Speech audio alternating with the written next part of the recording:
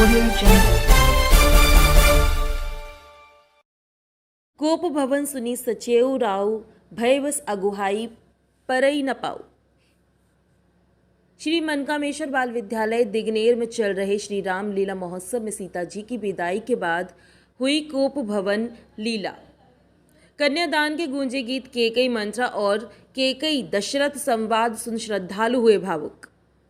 उत्साह उमंग के साथ सीता जी का कन्यादान हुआ और अपने प्रिय पुत्र श्री राम की वधू सहित अन्य पुत्रों का माता कौशल्या, सुमित्रा और केकई ने अयोध्या नगरी आगमन पर स्वागत हृदय लगाकर किया। किंतु आनंद के इन क्षणों को जब मंत्रा के शब्दों ने भेदा तो जैसे हर श्रद्धालु का हृदय द्रवित हो उठा। इसके बाद हाय केकई, ये तू क्या करने जा रही है, जैसे शब्द हर किसी के जीवा पर आ गए। कोप भवन लीला में एक पिता और पति राजा दशरथ जब भाव युद्ध में फंसे तो हर आंख भर आई। सभी भक्त बोल उठे, अरे अभी तो विवाह की उमंग बरसाई भी ना गई थी, ये क्या घड़ी आई। घड़ी ईश्वरा।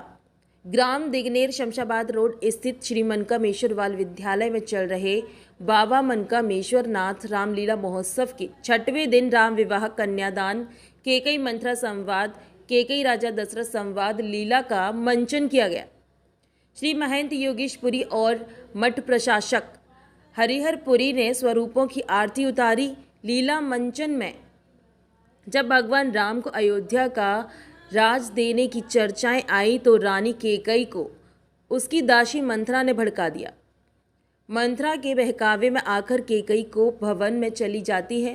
कोप भवन का नाम सुनकर ही राजा दशरथ सहम जाते हैं। केकई राजा दशरथ से राम को वनवास और भरत को राजगद्दी के वर मांगती है। राजा दशरथ विनती करते हैं कि राम को वनवास देने का वर मांगो, किंतु केकई कहती है कि ठीक के राजन, अपने वचन से मुकर जाओ।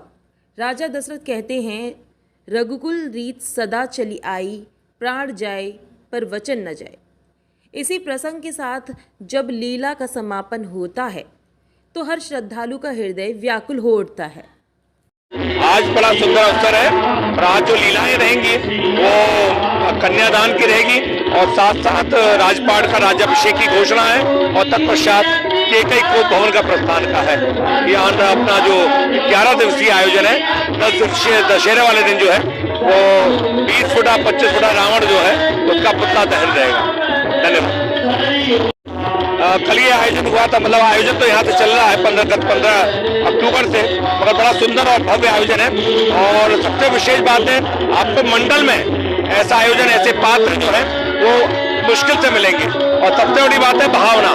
कल यहाँ पे बारात का वर यात्रा निकली थी राजा राम की, तो बड़ा सुंदर दृश्य दो बातें मैं आप लोगों को उल्लेखनीय बताना चाहूंगा। पहला दृश्य तो जो उस समय त्रेता में जो महिलाएं थी, मातृ शक्तियां थी, उस समय में त्रेता में जैसे दर्शन करे होंगे राजा राम की बारात का, उसी भाव से वो लोग यहाँ दर्शन कर रही थी।